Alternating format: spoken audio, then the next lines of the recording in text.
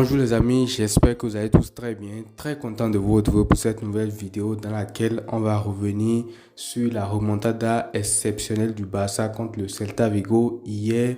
Alors hier on a vu un match exceptionnel rempli d'émotions. Le Barça finit par s'en sortir et c'est une victoire qui va faire du bien au mental pour tous les joueurs et c'est également une victoire très importante dans la course au titre en Liga, encore plus qu'aujourd'hui le Real Madrid va défier l'Athletic Bilbao. Donc en cas de faux pas, en cas de perte des points de la part des joueurs du Real Madrid, cette victoire-là sera d'autant plus cruciale pour la course au titre.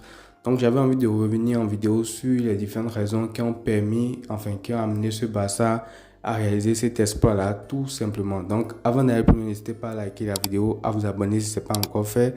C'est gratuit et ça me soutient tout simplement. Alors sans plus tarder, on va commencer tout de suite par le premier élément qui a permis au Barça de renverser le Celta Vigo. C'est tout simplement la mentalité incarnée par Hansi Flick et comme beaucoup aiment le dire, la mentalité allemande en fait. Parce que honnêtement, je ne sais pas si j'ai déjà vécu une saison avec une équipe du Barça aussi forte mentalement que celle actuelle. Alors on a déjà vu des Barça beaucoup plus forts techniquement, tactiquement, surtout avec des joueurs de légende, Messi, Neymar, Suarez, tout ça, Daniel Alves, j'en passe. Mais je ne sais pas si j'ai déjà vu une équipe du Barça aussi forte mentalement que l'équipe de cette saison. Là, je vous mets une photo où il y a des différents comebacks que le Barça a fait cette année. Il y a plein de comebacks. Le 5-4 contre le Benfica alors que tu étais mené 4-2 à un moment donné. Le Classico de la Super Coupe d'Espagne, c'est tu es mené seulement 1-0, mais bon, remonter un Classico, c'est quand même très dur. Après, tu gagnes 5-2 derrière, alors que le match aurait pu finir avec un score beaucoup plus lourd si tu n'avais pas encaissé ce carton rouge-là. La victoire 4-2 contre l'Atlético Madrid, alors que tu étais mené 2-0 à pratiquement 20 minutes de la fin. Et la victoire 4-3 hier contre le Celta Vigo. Et tous ces matchs-là que je viens de citer là, je pense que le Barça des dernières années perdent pratiquement tous ces matchs ou alors s'en sortent seulement dans l'un d'eux en fait. Parce que je ne vois pas comment le Barça des dernières saisons aurait pu s'en sortir. Les gagner tous, je pense que c'est impossible pour eux. Et c'est là que tu vois qu'il y a eu un changement d'état d'esprit dans tout le groupe en fait. Et cet état d'esprit, moi je vous le dis, ça va être très important pour la fin de saison vu que la fatigue s'accumule de plus en plus pour tout le monde. On commence à le voir clairement, les joueurs sont de plus en plus lessivés, fatigués. Et dans ces moments où les muscles répondent moins et tout, déjà que le foot c'est déjà un sport qui est beaucoup plus mental que physique. Là, je pense que c'est au mental que tu iras chercher aussi les titres que tu dois aller chercher cette saison vu le niveau de jeu que tu as produit et tout. Donc voilà, moi je pense que ce mental-là, cet état d'esprit va être déterminant pour la fin de la saison. Donc je me réjouis d'avance que ce club continue à avoir cet état d'esprit parce que plus tu réalises ce genre de match-là, plus tu te dis que à un moment donné, si tu es mené ou si les événements ne se passent pas comme prévu, tu peux le faire tout simplement. Maintenant, pour avoir cet état d'esprit-là, c'est bien, mais pour réaliser des remontadas, il te faut du talent. Et ça me permet de faire la transition avec le deuxième élément qui a permis au Barça de faire la remontada contre le Celta Vigo hier. C'est tout simplement Dani Olmo et Lamine Yamal. Deux joueurs très talentueux. Et déjà, je vais commencer par Dani Olmo, qui est tout simplement un game changer pour cette équipe-là. Il y a une équipe du Barça, comme on aime le dire, avec ou sans Lamine Yamal, mais il y a également une équipe du Barça avec ou sans Dani Olmo. Bien vrai, il peut passer à côté de ces matchs souvent et tout, mais c'est un game changer pour cette équipe-là. Alors là, ça n'enlève en rien au fait que Fermin Lopez est un grand joueur et je pense qu'il serait titulaire dans beaucoup d'équipes en Europe parce qu'il est au Barça qu'il a un temps de jeu assez intermittent et tout. Mais Dani Olmo, s'il vous plaît, c'est un joueur un cran au-dessus. Son entrée hier change absolument tous les matchs. Déjà, il est décisif 2 fois, il est buteur, il obtient le pénalty décisif en fin de match. En fait, le seul problème avec ce joueur-là, c'est son état physique, ce sont les blessures et tout. Et justement, pour le coup, espérons qu'il finisse la saison parce qu'il reste peu de matchs. Et ce sont des matchs très cruciaux. Donc, je pense que voilà, on va s'accrocher, espérer qu'il ne se blesse pas. Parce que là, je vous le dis, en cas de nouvelle blessure de Dani Olmo, on peut dire que c'est fini en fait. La saison ne reste plus beaucoup de temps. Donc, si vraiment, cette fois-ci, il fait encore une rechute, ça va être très dur de revenir, de se trouver un peu de temps de jeu et de remonter encore en puissance en fait. Donc, espérons sincèrement qu'il ne se reblesse pas. Je pense qu'il sera également hyper important pour le match contre l'Inter Milan parce que Vous le savez, l'Inter Milan, c'est une équipe qui a une défense très très solide.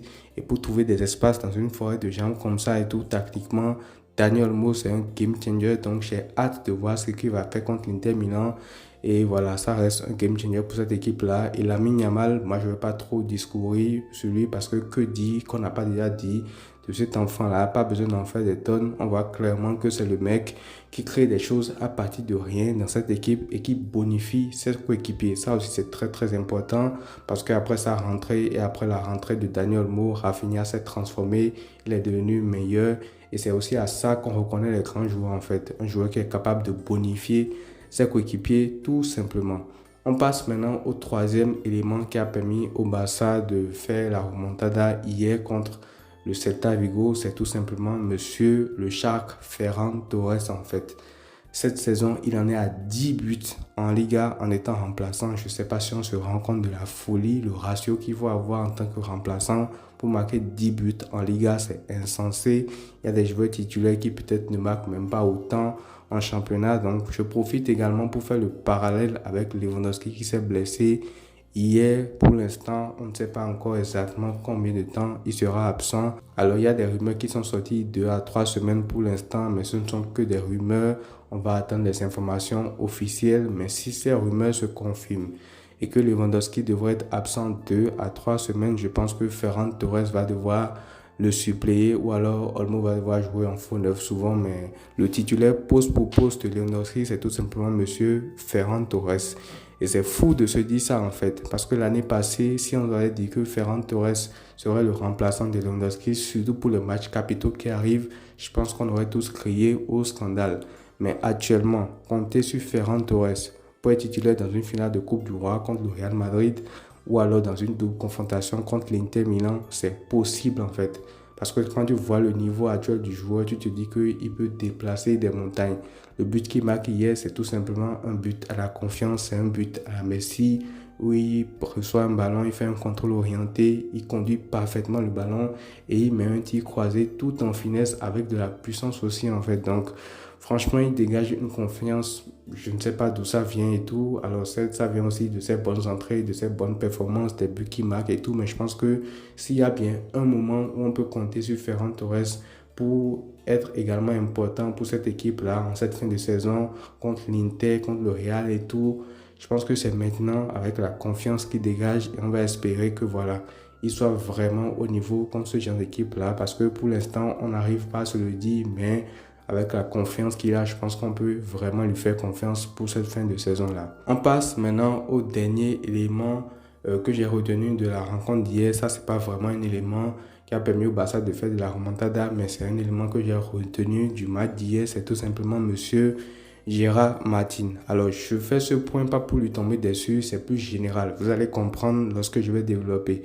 Alors, comme je l'ai dit hier dans le débrief, moi, personnellement, je ne lui tomberai pas dessus parce qu'on connaît son niveau général et ça, je pense que tout le monde doit être capable de faire cette nuance-là. Maintenant, une fois que c'est dit, c'est vraiment inquiétant pour la suite vu le niveau qu'il a parce que, en fait, j'ai l'impression que la défense très haute du Barça fonctionne à la confiance et à l'habitude. Dès qu'un membre de la défense titulaire n'est plus là, ça devient plus dur l'alignement parce que déjà Gérard Martin, il se trouve de temps en temps sur l'alignement, ce qui détruit totalement ce pied du hors-jeu là, ou alors c'est vu qu'il n'a pas trop de vitesse et tout, son côté est constamment ciblé par les adversaires qui lui prennent de vitesse. Hier, on l'a vu 2 fois contre le Celta Vigo qui a failli exploiter cette faille là, donc voilà. Pourquoi je fais un point spécifique sur ça, c'est parce que je pense que ça doit servir d'exemple pour le mercato de l'été prochain et je pense aussi que la direction commence déjà à y penser parce qu'on a une bonne équipe actuellement, mais il y a encore beaucoup de joueurs qui n'ont pas vraiment de remplaçants attitrés. Déjà, les latéraux n'ont pas de remplaçants. Et également, les attaquants n'ont pas vraiment beaucoup de remplaçants de qualité. Koundé, par exemple, son remplaçant, c'est Eto'o, poste pour poste, c'est très léger. Baldé, son remplaçant, c'est Martin, c'est très léger également. Lamine Yamal, lui, n'a pas de remplaçant. Pour le mettre sur le banc, il faut faire forcément des compositions pour forcément trouver une autre combinaison. Rafinha non plus. Et Lewandowski, on pourrait se dire que Ferran Torres, c'est ça doublure, mais bon, Lewandowski aussi est déjà sur la fin. Donc voilà, moi je pense que ce sera un vrai chantier pour la direction sportive pour la saison prochaine parce que vu la saison que tu fais actuellement, peu importe si tu vas au bout ou pas, la saison prochaine, tu reviendras encore avec l'envie de tout rafler. Et je pense que c'est les postes qu'il va falloir cibler pour le mercato d'été. Il va pas falloir repartir sur d'autres pistes et tout. Non, là, l'équipe est déjà très très bonne, mais on peut encore la fournir un peu plus parce que là, on peut dire que tu as 15-16 joueurs de qualité, mais au-delà de ça, tu vois qu'il y a des postes où c'est vraiment vraiment compliqué de faire tourner les titulaires. Et Koundé, par exemple, le match qu'il fait hier, voilà, c'est pas un bon match, mais bon, quand tu vois qu'il enchaîne aussi depuis une centaine de matchs, est-ce qu'à un moment donné, ça ne va pas arriver? Ça, c'est des questions qu'on peut se poser. Donc, voilà, les amis, c'est tout pour cette vidéo. N'hésitez pas à me dire ce que vous en pensez dans les commentaires. Je vous lirai. Prenez tous soin de vous, les amis, et à très vite.